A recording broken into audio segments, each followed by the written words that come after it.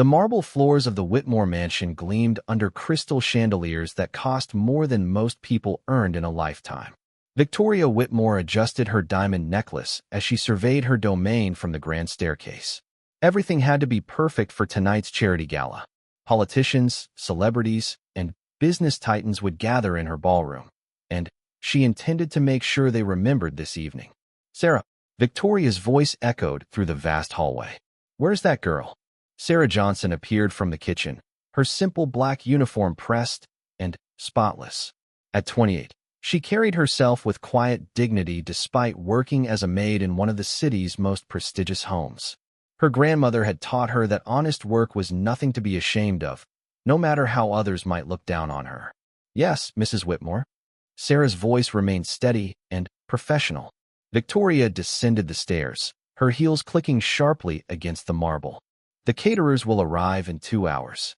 I want every surface in the ballroom polished again. The mayor's wife has eyes like a hawk, and I won't have her finding fault with my home." Sarah nodded. She had already cleaned the ballroom 3 times, but she knew better than to argue. This job paid well enough to support her younger brother's college tuition and her grandmother's medical bills. She couldn't afford to lose it over pride. The Whitmore family had built their fortune in real estate and technology investments.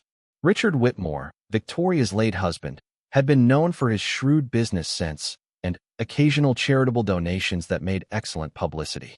Victoria had inherited not just his wealth, but his understanding of how power worked in their social circle. As Sarah worked in the ballroom, polishing already spotless surfaces, she hummed quietly to herself.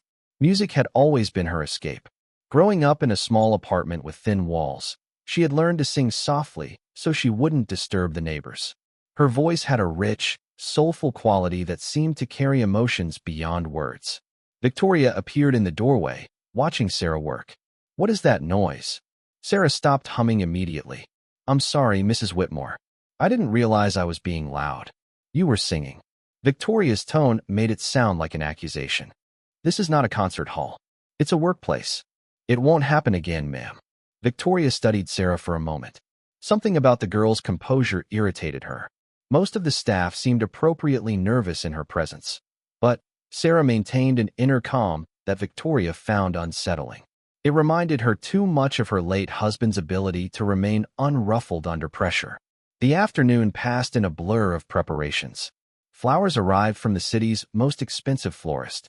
Caterers filled the kitchen with elaborate appetizers and champagne that cost more per bottle than Sarah earned in a week.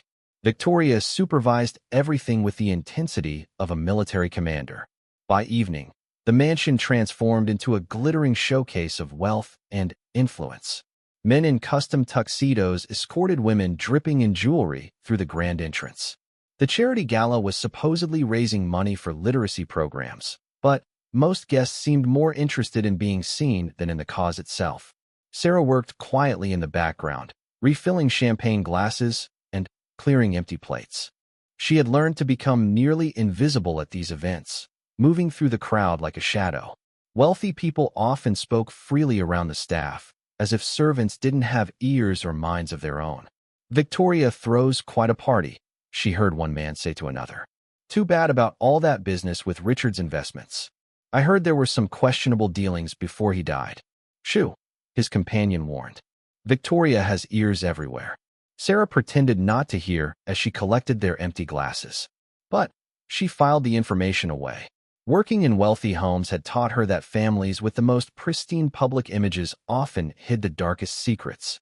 The mayor gave a speech about the importance of education, followed by a local celebrity who praised the Whitmore family's generosity. Victoria basked in the applause, her smile never wavering.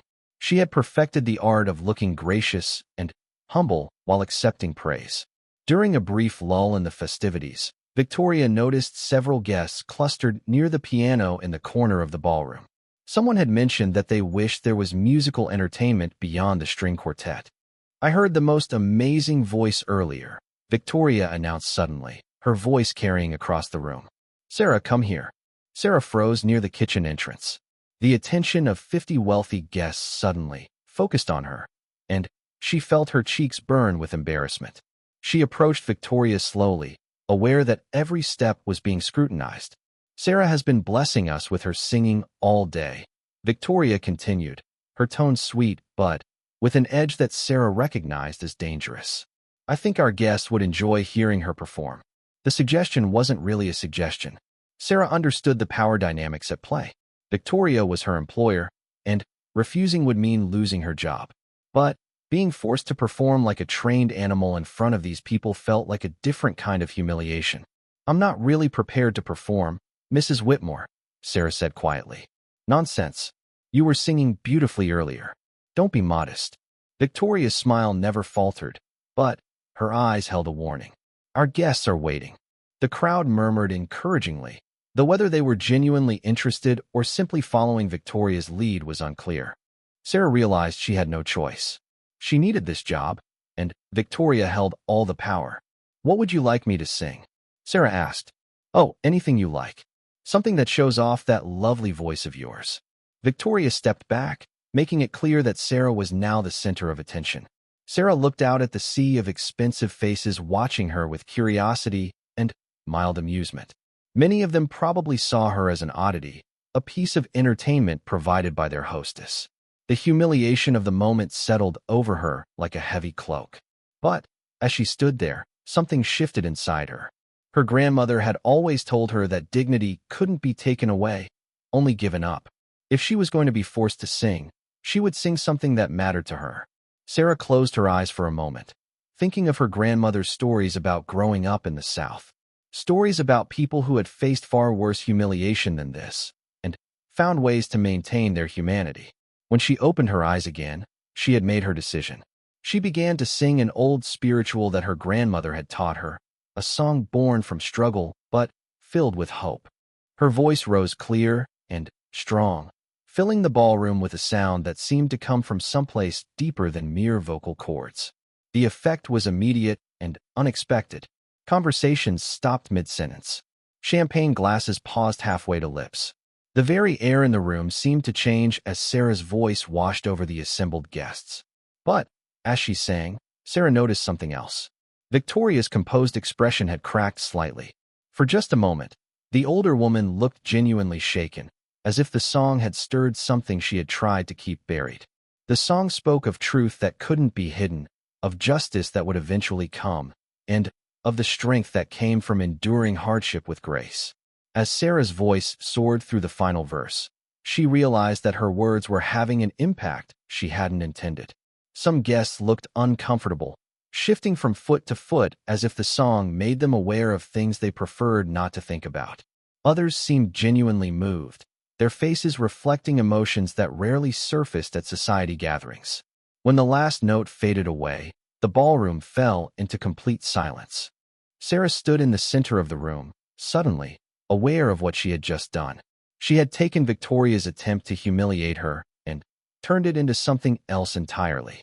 Victoria was the first to break the silence, leading a round of polite applause. But her smile looked forced now, and her eyes held a coldness that hadn't been there before. Sarah had somehow upset the careful balance of the evening, though she wasn't entirely sure how. As the guests gradually returned to their conversations, Sarah slipped back toward the kitchen.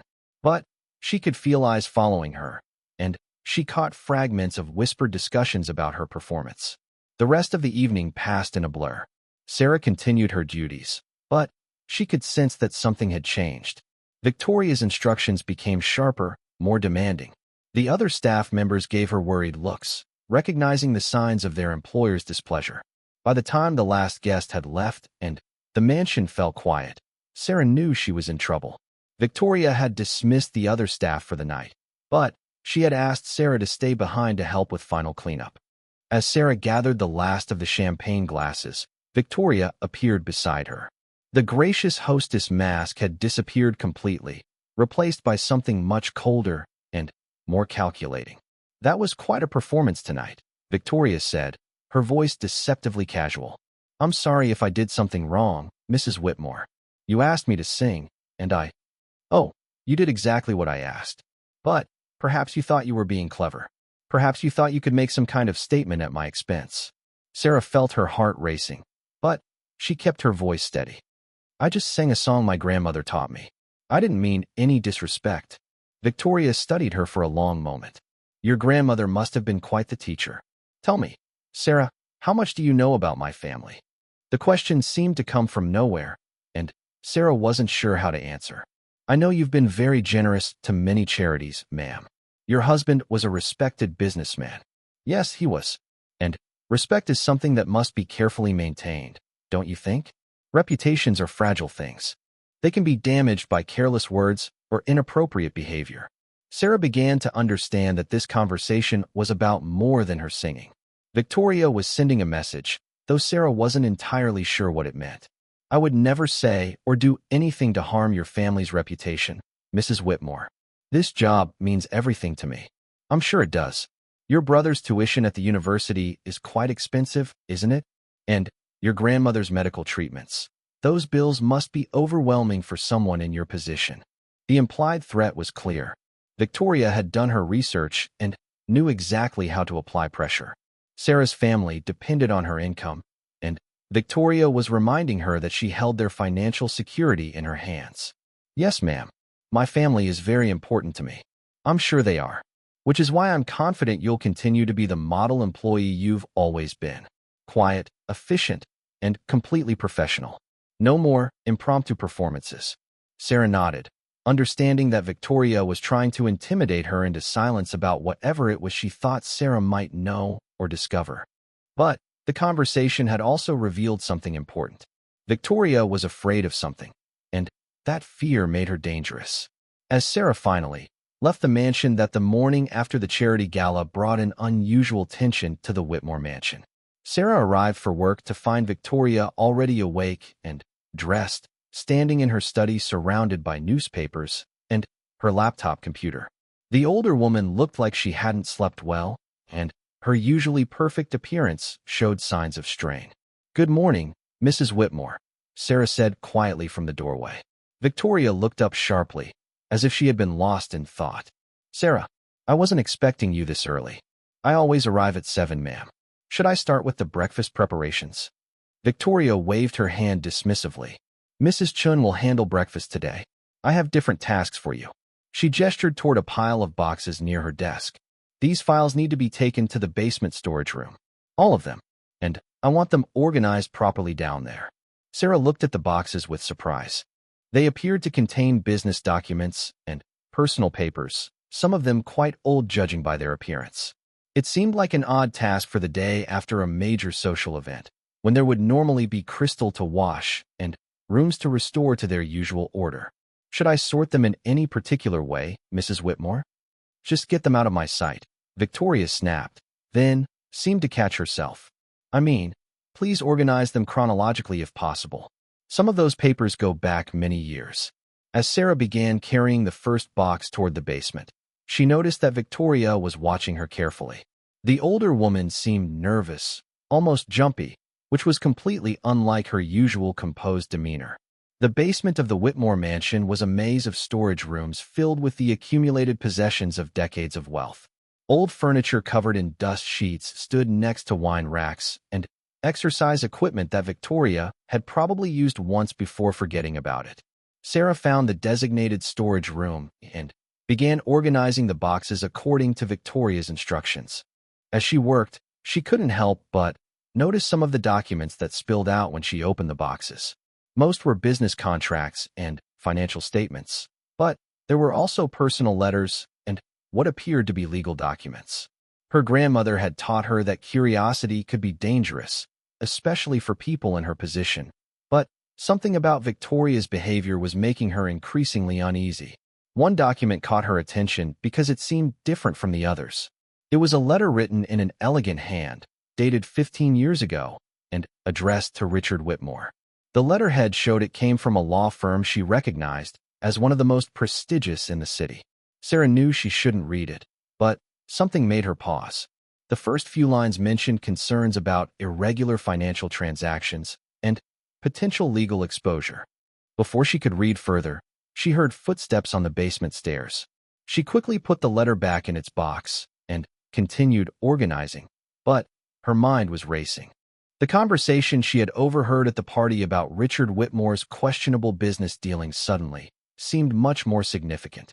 Victoria appeared in the storage room doorway, looking around suspiciously. "How is the work progressing?" "Almost finished with the first box, Mrs. Whitmore. There are quite a few documents here." "Yes.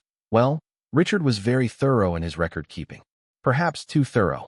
Victoria seemed to realize she had said more than she intended. "Just make sure everything is properly stored and secured down here." After Victoria left, Sarah continued her work with growing unease. The more documents she handled, the more convinced she became that she was helping to hide something important. There were financial records that seemed to have gaps in them, contracts with companies she had never heard of, and several more letters from lawyers that mentioned investigations and settlements. By the time she finished organizing the boxes, Sarah had developed a clearer picture of why Victoria seemed so worried.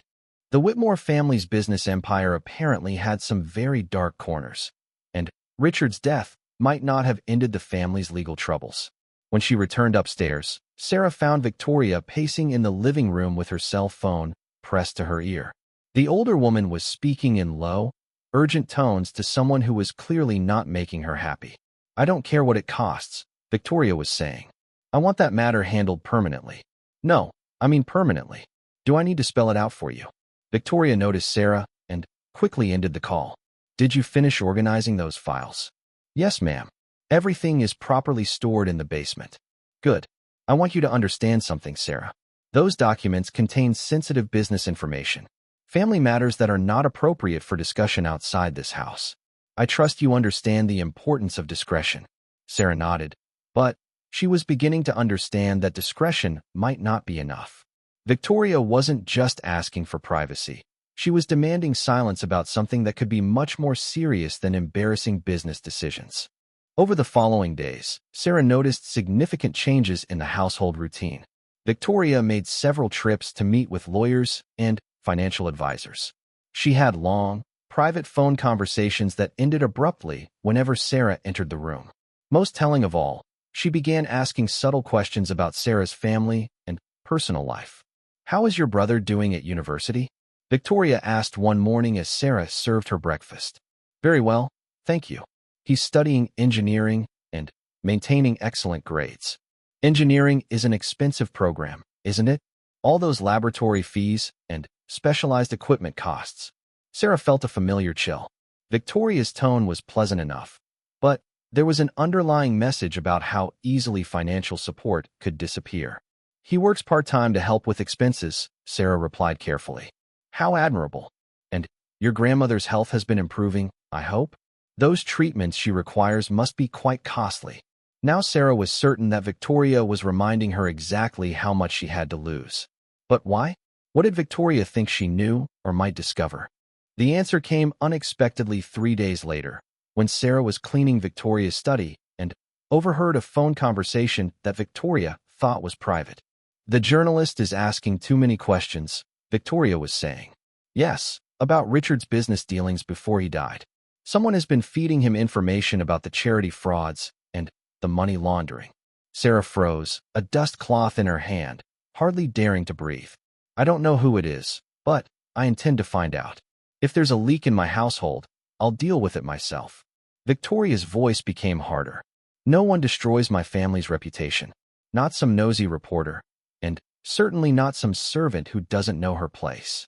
Sarah backed quietly out of the room, her heart pounding. Victoria suspected someone in her household of talking to reporters about the family's illegal activities. And given the way Victoria had been watching her lately, Sarah was becoming the prime suspect. That evening, as Sarah prepared to leave work, Victoria called her into the study once again. This time, she wasn't alone. A man in an expensive suit sat across from Victoria's desk, studying documents with the intense focus of someone accustomed to finding problems and fixing them. "Sarah, I'd like you to meet Mr. Morrison," Victoria said. "He handles certain legal matters for my family." Morrison looked up at Sarah with cold, calculating eyes. "Miss Johnson, I understand you've been with the Whitmore family for several years." "Yes, sir. 3 years in March. And, in that time, you've maintained the highest standards of professionalism and discretion. Mrs. Whitmore speaks very highly of your character." Sarah sensed that this conversation was going somewhere unpleasant. "I try to do my job well, sir." Morrison exchanged a look with Victoria. I'm sure you do. The reason I'm here is to discuss a matter of some delicacy. It appears that someone has been sharing confidential information about the Whitmore family with outside parties. Specifically, with a journalist who is writing some very unflattering stories. I see. Sarah kept her voice neutral, though her mouth had gone dry. Mrs. Whitmore assures me that her household staff are all completely trustworthy, Morrison continued. But, in situations like this, we have to explore every possibility. You understand. Sarah understood perfectly. They were accusing her of being the leak, and this meeting was designed to intimidate her into confessing or at least revealing what she knew. I would never betray Mrs. Whitmore's trust, Sarah said firmly. This job means everything to my family. I'm sure it does, Morrison replied. Which is why I'm confident that if you had inadvertently shared any information with the wrong people, you would want to correct that mistake immediately, before it causes serious problems for everyone involved. Victoria leaned forward in her chair.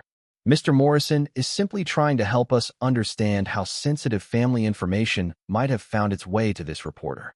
Perhaps someone asked you questions that seemed innocent, but were actually fishing for information. Sarah realized they were giving her an opportunity to confess to accidentally revealing information, which would be better than being accused of deliberately betraying the family. But she also knew that any admission would make her vulnerable to whatever punishment they decided was appropriate. No one has asked me questions about the family, Mrs. Whitmore. I don't discuss my work with anyone outside this house. Morrison made a note on his legal pad. That's good to hear. But I should mention that this journalist has information that could only have come from someone with access to private family documents. Financial records, personal correspondence, that sort of thing. Sarah felt her stomach drop.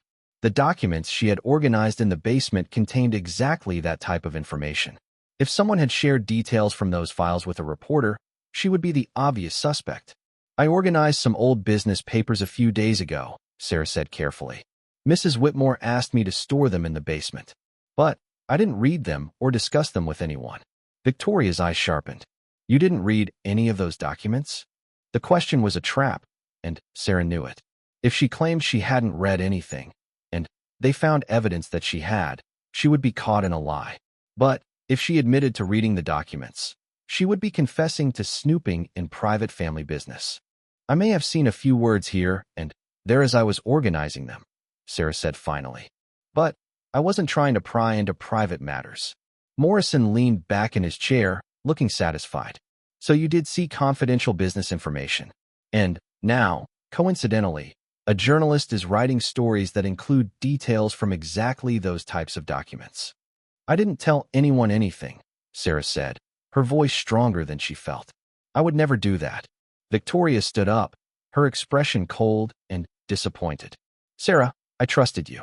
I brought you into my home, paid you well, treated you fairly. And this is how you repay that trust. Mrs. Whitmore, I didn't. Mr. Morrison, what are our legal options in a situation like this? Morrison consulted his notes. Theft of confidential information, breach of trust, possibly conspiracy, depending on how much coordination was involved with this journalist.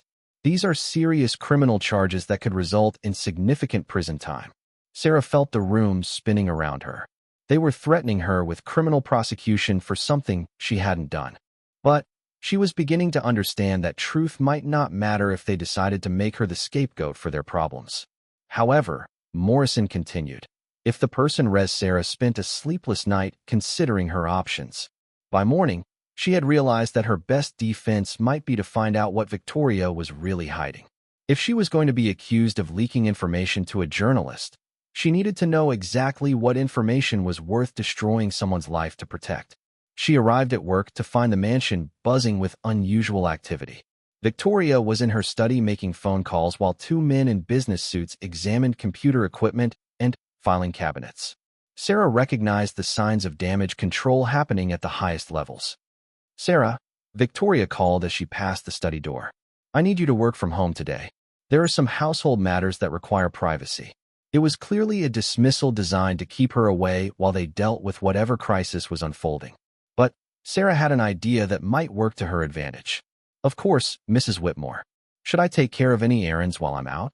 Perhaps pick up dry cleaning or handle any banking matters? Victoria considered this offer. Actually, yes. There are some documents at my safe deposit box that I need retrieved. Mr. Morrison will give you the authorization papers. An hour later, Sarah found herself at the First National Bank with legal documents authorizing her to access Victoria's safe deposit box. It was a massive box in the bank's most secure vault area, and it contained far more than jewelry and important papers. Inside were dozens of financial records, contracts with offshore companies, and correspondence that painted a clear picture of systematic fraud spanning more than a decade. Richard Whitmore hadn't just been involved in questionable business dealings. He had built an empire on money laundering, charity fraud, and tax evasion that continued even after his death. Sarah photographed everything with her phone, working quickly to document the evidence before anyone realized how long she was taking. The scope of the criminal activity was staggering. The Whitmore family had stolen millions of dollars from charities, created fake companies to hide money, and bribed officials to avoid investigations. Most shocking of all was a folder labeled Insurance Settlement that contained documents about Richard's death. The official story was that he had died of a heart attack, but the papers in the safe deposit box told a different story. Richard had been under investigation for federal crimes when he died, and there were payments to doctors and officials that suggested his death might not have been as natural as everyone believed. As Sarah left the bank, she realized that Victoria's panic made perfect sense.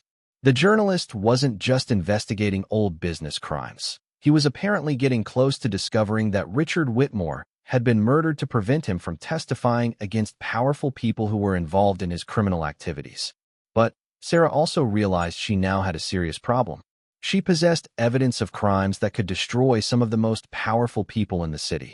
Victoria would never let her live if she discovered what Sarah knew. She needed help, but she couldn't go to the police without proof that they weren't also involved in the cover-up. The documents she had photographed mentioned payments to law enforcement officials and judges. This conspiracy reached much higher than just the Whitmore family. Sarah decided to contact the journalist who was supposedly investigating the story. If she was going to be accused of leaking information to him anyway, she might as well make that accusation true. At least then, her destruction might serve a purpose. Finding Marcus Chun turned out to be easier than she expected. He was an investigative reporter for the city's independent newspaper, and his recent articles about government corruption had made him something of a local celebrity. Sarah called his office and arranged to meet him that afternoon at a coffee shop far from the wealthy neighborhood where she worked. Marcus Chun was a thin, intense man in his 40s who looked like he hadn't slept properly in weeks. When Sarah introduced herself and explained why she wanted to talk to him, his exhaustion disappeared immediately. "You work for Victoria Whitmore?" he asked, leaning forward across the small table. "How much do you know about their business operations?" "More than I should," Sarah replied. "And probably more than is safe. But I think you should know that they suspect someone in the household is talking to you. They're planning to blame me for leaking information." Marcus frowned. "That's impossible. I don't have any sources inside the Whitmore house. My information is coming from federal investigators who worked on Richard's case before he died." Sarah felt a wave of relief mixed with confusion. If Marcus wasn't getting information from household staff, then Victoria's paranoia had focused on the wrong target. But that also meant that Sarah's situation was even more dangerous than she had realized. Then, why are they so convinced that someone inside is betraying them? "Because they're panicking," Marcus explained. "My sources tell me that federal agents are about to reopen the investigation into Richard's death. Victoria knows that when that happens, a lot of very powerful people are going to face criminal charges." Sarah pulled out her phone and showed Marcus one of the photographs she had taken at the bank. His eyes widened as he recognized what he was seeing. "Where did you get this?" "Victoria sent me to her safe deposit box today. I think she's planning to destroy evidence, but she wanted to review it first." Sarah hesitated, then made a decision that would change everything. "There's much more. Financial records, correspondence, documents about Richard's death that suggest it wasn't natural." Marcus stared at the phone screen, his reporter's instincts clearly racing. "This is incredibly dangerous information. If Victoria discovers that you've seen these documents, she's already planning to destroy me. They think I've been talking to you, and they're going to frame me for crimes I didn't commit to protect themselves." Marcus was quiet for a long moment, studying Sarah's face. "Why are you showing me this? You must know that helping me will make you a target." Sarah thought about her grandmother's stories of people who had risked everything to do what was right. Because someone needs to tell the truth. These people have been stealing from charities that help poor children. They've corrupted police and judges. And if they killed Richard to keep him quiet, they'll kill anyone else who threatens them. Marcus nodded slowly. "There's something else you need to know. My investigation suggests that Richard didn't just launder money for his own benefit. He was working with organized crime figures who used his businesses to clean money from drug trafficking and human trafficking operations." Sarah felt sick. She had been working for a family that was connected to some of the most terrible crimes imaginable. And now she was carrying evidence that could bring down not just Victoria, but an entire network of criminals and corrupt officials. "What should I do?" she asked. Marcus thought carefully before answering. "First, you need to get that evidence to people who can protect you. Not local police. Some of them are compromised. But I have contacts at the federal level who are clean. Victoria expects me back at work tomorrow morning. If I disappear, she'll know something is wrong. Then, you need to act normally while we figure out how to keep you safe. But, Sarah, I have to be honest with you. Once this story breaks, your life is going to change completely. These people don't just destroy careers, they eliminate threats." As Sarah rode the bus home that evening, she realized that her simple decision to maintain her dignity at a charity gala had somehow led her into the middle of a conspiracy that reached the highest levels of power in the city. The song she had sung about truth that couldn't be hidden was about to become prophetic in ways she had never imagined. But she was no longer the powerless maid that Victoria thought she could manipulate and discard. Now she had information that could bring justice to people who thought they were above the law. The question was whether she would survive long enough to use it. The next morning, Sarah returned to the Whitmore mansion determined to act as normally as possible while Marcus worked with his federal contacts to plan their next steps. But she immediately sensed that something had changed dramatically overnight. Victoria met her at the front door, which was unusual. The older woman's face was pale, and her hands were shaking slightly. "Sarah, I'm afraid I have some unfortunate news. We're going to have to let you go, effective immediately." Sarah's heart raced, but she kept her voice steady. "May I ask why, Mrs. Whitmore?" "It's nothing personal. Just some household budget adjustments that require staffing changes." Victoria's lie was transparent. "Of course, we'll provide you with excellent references and 2 weeks severance pay." Sarah knew that Victoria was trying to remove her from the household before the federal investigation became public. But firing her also confirmed that Victoria was guilty of everything the documents revealed. "I understand, Mrs. Whitmore. Should I collect my personal items from the staff room?" "That won't be necessary. We've already gathered your belongings." Victoria handed her a small box and an envelope. "Your final pay is included." As Sarah turned to leave, Victoria called after her. "Sarah, I hope you understand that discretion regarding family matters is still important, even after employment ends. Some information is simply too dangerous to share with the wrong people." The threat was clear, but Sarah also heard something else in Victoria's voice: desperation. The powerful, composed woman who had intimidated her for years was clearly terrified of what might happen when her secrets were exposed. "I understand completely, Mrs. Whitmore." Within hours of Sarah's dismissal from the Whitmore mansion, Marcus Chun had arranged a meeting with federal agents who specialized in financial crimes and public corruption. The meeting took place in a secure government building downtown, far from the elegant neighborhoods where Victoria's influence held sway. Special Agent Diana Rodriguez was a sharp-eyed woman in her 50s who had built her career prosecuting white-collar criminals who thought their wealth made them untouchable. As she reviewed the photographs Sarah had taken of the documents in Victoria's safe deposit box, her expression grew increasingly serious. "Ms. Johnson, do you understand the significance of what you've uncovered here?" Agent Rodriguez asked. Sarah nodded. "I think so. The Whitmore family has been stealing money and hiding it from the government for years. It's much worse than that. These documents show connections to organized crime operations that we've been investigating for over a decade. Money from drug trafficking, human trafficking, and arms dealing has been flowing through Whitmore businesses and charities." Rodriguez looked up from the photographs. "This evidence could help us prosecute some of the most dangerous criminals in the country." Agent Rodriguez's partner, Agent Michael Torres, had been studying financial spreadsheets that Sarah had photographed. The scope of this operation is massive. They've been washing hundreds of millions of dollars through fake charities and shell companies. But what's really interesting is this insurance policy on Richard Whitmore's life. He showed Sarah a document she remembered seeing in the safe deposit box.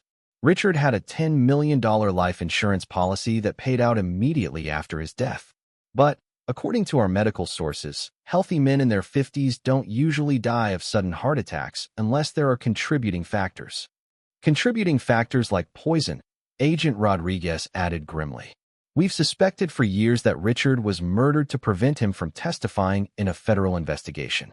These insurance documents suggest that Victoria knew he was going to die before it happened. Sarah felt a chill as she realized the full extent of what she had stumbled into. You think Victoria killed her own husband? We think Victoria was part of a larger conspiracy to eliminate Richard before he could expose their entire operation. These people don't hesitate to kill anyone who threatens them. Agent Rodriguez leaned forward, which is why we need to get you into protective custody immediately.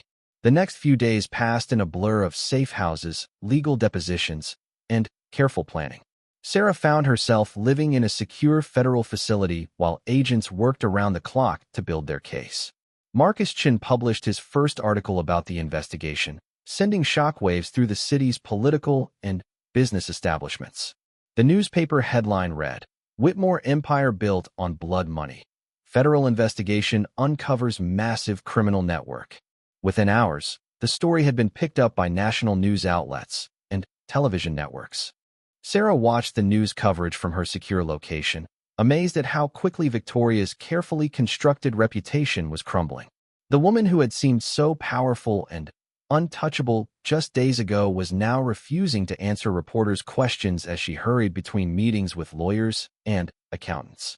But Victoria's response to the exposure was more dangerous than Sarah had anticipated.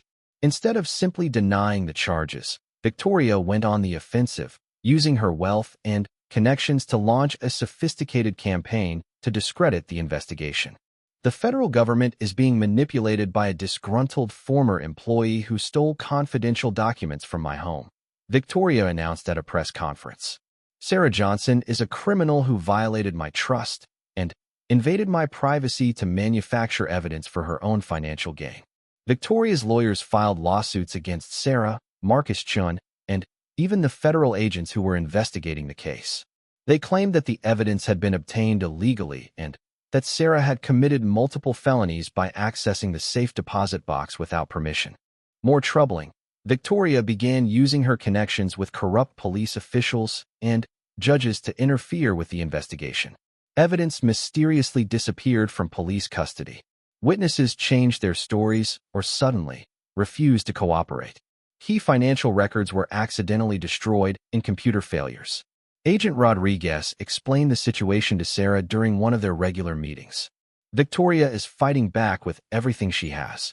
She's spending millions of dollars on the best lawyers in the country, and she's calling in favors from every corrupt official she's ever helped. Can she stop the investigation? Not completely, but she can make it much more difficult and dangerous. We've already had 2 witnesses decide they don't want to testify, and one of our key sources has disappeared entirely. Sarah felt a growing sense of responsibility for the people who were being hurt by her decision to expose the truth. This is all because of what I found in that safe deposit box. These people are suffering because of me. No, Agent Rodriguez said firmly. These people are suffering because of what Victoria and her associates have done. You didn't create this situation, you just brought it to light. Agent Torres added, and without your evidence, these criminals would have continued their operations indefinitely. How many more charities would they have robbed? How many more people would they have killed to protect their secrets?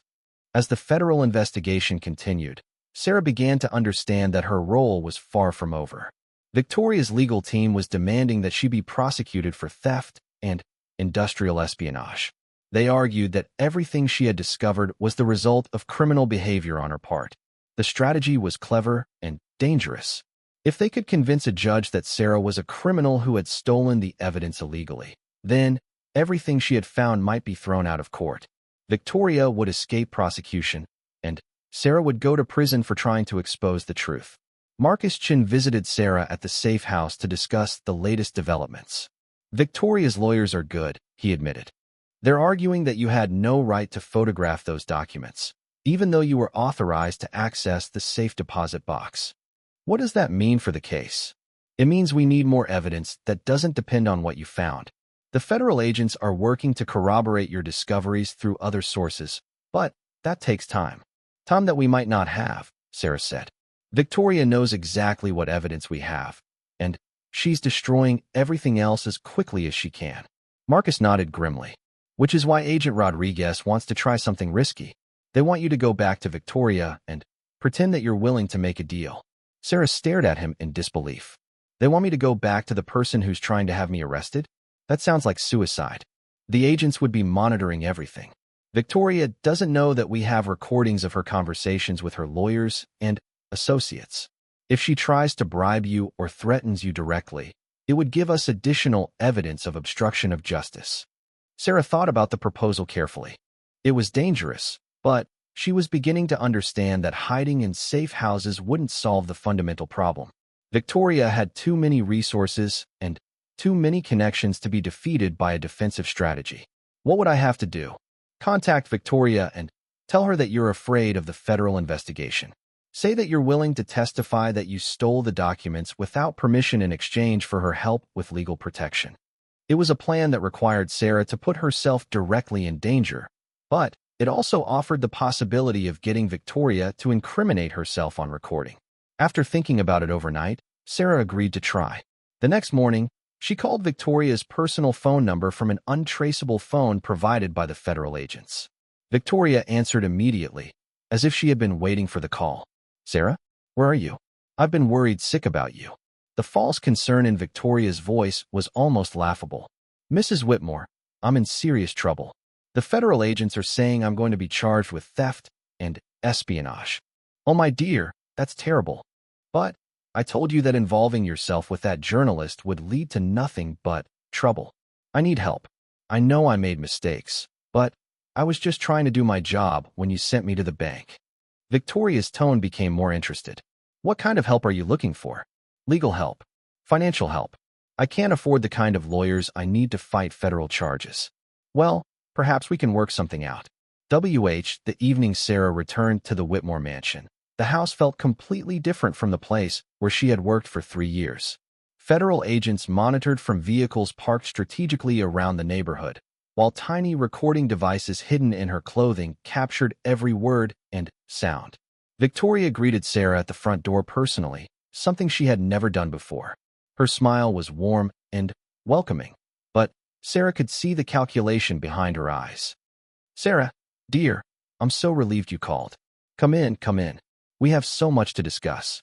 Victoria led her to the same study where Sarah had been threatened just days earlier. But now the older woman's demeanor was completely different. Instead of intimidation, she was using charm and apparent concern to manipulate the situation. I've been thinking about your situation, Victoria began, settling into her leather chair.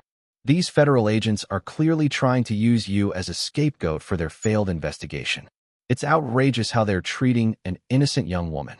Sarah played her part carefully. I'm scared, Mrs. Whitmore. They're saying I could go to prison for 20 years for stealing your documents.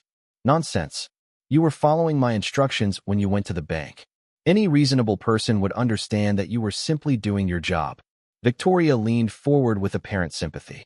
But these federal investigators aren't reasonable people. They're desperate to justify their witch hunt against my family.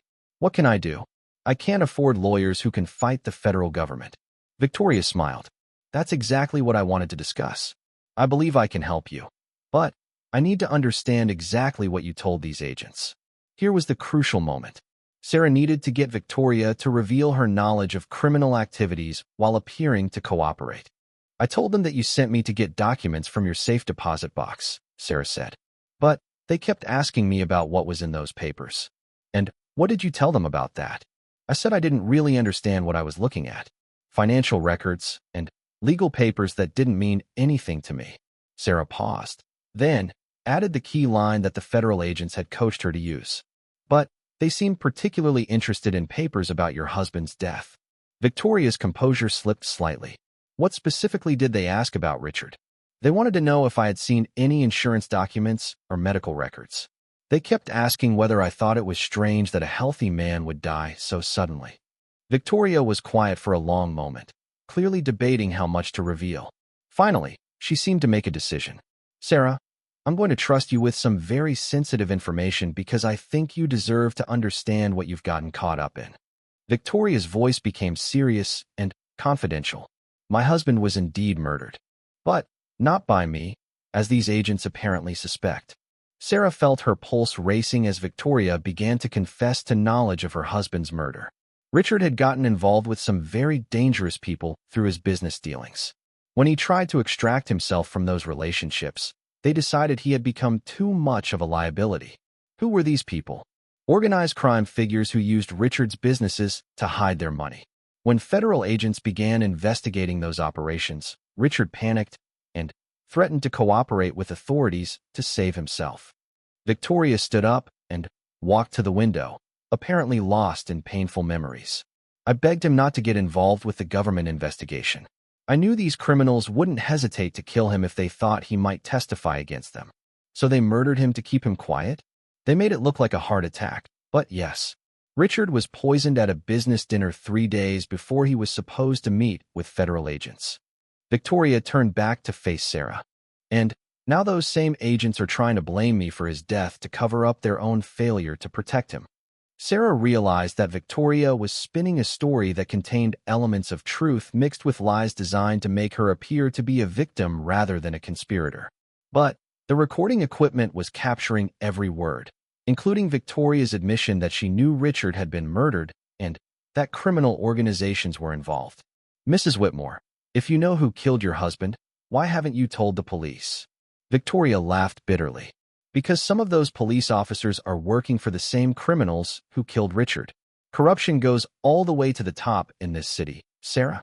The only way to survive is to keep quiet and stay invisible. But the federal agents said you were involved in money laundering and charity fraud. More lies to justify their investigation. Yes, Richard's businesses were used to hide criminal money. But we were victims, not willing participants. Victoria returned to her chair, her expression becoming more intense. Which is why I need your help to prove our innocence. What kind of help? I need you to change your testimony to reflect the truth about how you obtained those documents. You were clearly acting under duress when you photographed private family papers. These agents pressured you into violating my privacy because they couldn't obtain the evidence legally. Sarah understood what Victoria was asking. She wanted Sarah to claim that the federal agents had coerced her into stealing the documents, which would make the evidence inadmissible in court. But I wasn't acting under duress. You sent me to the bank to get those documents. Victoria's tone became more persuasive. Sarah, you were clearly confused and frightened when these agents approached you.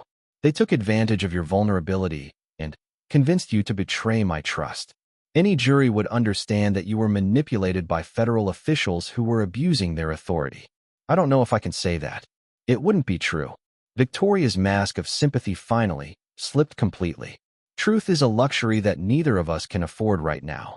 These people will destroy both of us unless we work together to protect ourselves. She opened her desk drawer and pulled out a thick envelope. I'm prepared to offer you $200,000 for legal representation and living expenses while this matter is resolved. All you need to do is tell the truth about how these agents manipulated you. Sarah stared at the envelope, understanding that Victoria was now explicitly offering her a bribe to commit perjury. The recording equipment was capturing everything, giving the federal agents exactly the evidence they needed to prove obstruction of justice. That's a lot of money, Mrs. Whitmore. It's the least I can do for someone who has been victimized by the same corrupt system that killed my husband. Victoria leaned forward eagerly. Think about your family, Sarah. Your brother's education, your grandmother's medical bills. This money could solve all of your financial problems. What would happen to the federal investigation if I changed my testimony? Without your stolen documents, they would have no case. The investigation would collapse, and we could all move on with our lives. Victoria was now fully committed to the cover-up conspiracy. She had admitted knowledge of her husband's murder, acknowledged criminal money laundering operations, and offered a substantial bribe to corrupt federal evidence. But Sarah could also hear the desperation in Victoria's voice. Despite her wealth and connections, Victoria was terrified of what would happen when the truth came out. All of her power and privilege couldn't protect her from the consequences of the crimes she had committed. "I need time to think about this," Sarah said finally. Victoria's expression hardened. "I'm afraid time is something we don't have much of. These agents are planning to arrest me within days unless their case falls apart." She stood up and moved closer to Sarah, her voice becoming threatening despite her attempt to maintain a friendly tone. "I should also mention that refusing my offer would be very dangerous for everyone involved. The people who killed Richard are still out there, and they don't appreciate witnesses who might testify about their operations." "Are you threatening me, Mrs. Whitmore? I'm warning you about the risks of naively cooperating with federal agents who can't protect you from the real criminals in this situation." Victoria smiled, but her eyes were cold. "Think carefully about what's best for your family, Sarah. Some knowledge is too dangerous to share."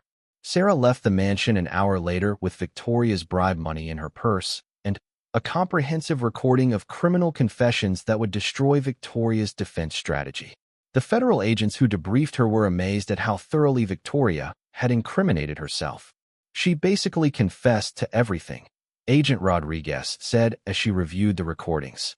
"Conspiracy to obstruct justice, bribery of a federal witness, and accessory to murder.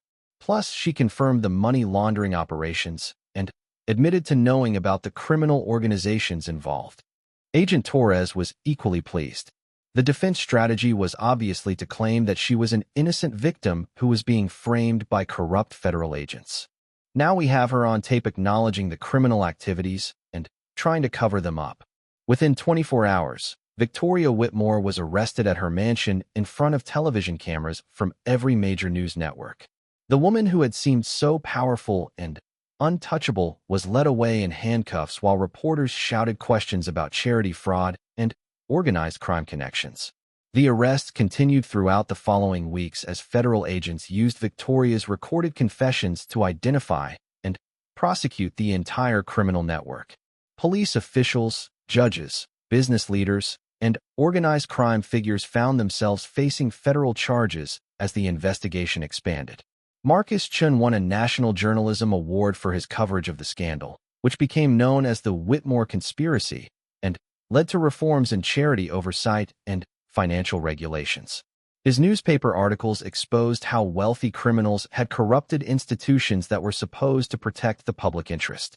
Sarah testified before a federal grand jury and later at multiple trials, helping prosecutors convict Victoria and dozens of her associates. The charity money that had been stolen was recovered and returned to legitimate organizations, helping thousands of children and families who had been harmed by the fraud. Victoria Whitmore was sentenced to 35 years in federal prison for her crimes.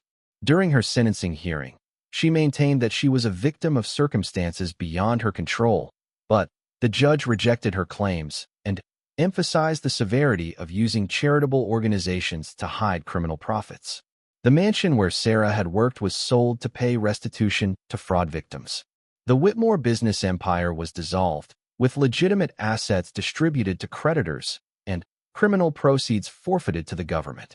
For Sarah, the experience transformed her life in ways she had never anticipated.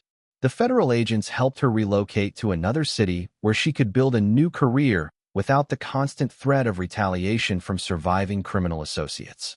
She used part of the reward money the government paid her for her cooperation to complete her own education, eventually becoming a social worker who specialized in helping families affected by white-collar crime. Her brother finished engineering school and went on to design security systems that help protect financial institutions from money laundering operations. Most importantly, Sarah learned that ordinary people could make a difference when they found the courage to stand up for what was right. Her decision to maintain her dignity during a humiliating performance at a charity gala had ultimately led to justice for thousands of people who had been harmed by the Whitmore family's crimes. The song she had sung that night spoke of truth that couldn't be hidden forever. In the end, that truth had proven stronger than all of Victoria's wealth, power, and connections. Sometimes the most powerful weapon against corruption was simply the willingness of one honest person to speak up when everyone else chose to remain silent. Sarah often thought about that evening when she had been forced to sing in front of people who saw her as nothing more than entertainment. She had felt powerless and humiliated, but she had also maintained her dignity and chosen a song that spoke to her deepest beliefs about justice and truth. Victoria Whitmore had intended to demonstrate her power over a vulnerable employee, never imagining that the woman she was humiliating would ultimately bring down her entire criminal empire. The forced performance had backfired in ways that Victoria could never have anticipated, proving that sometimes the most important battles are won by people who refuse to surrender their principles no matter how much pressure they face. The truth really couldn't be hidden forever, and sometimes it took just one voice raised in song to begin the process of exposing lies that had been protected by wealth and power for far too long. Why don't you come to the house this evening? We can discuss your situation privately. Sarah felt her heart racing as she agreed to the meeting. She was about to walk back into the lion's den, armed with nothing but hidden recording equipment and the hope that Victoria would reveal enough incriminating information to make the risk worthwhile. But as she prepared for what could be the most dangerous evening of her life, Sarah also felt a sense of determination that surprised her.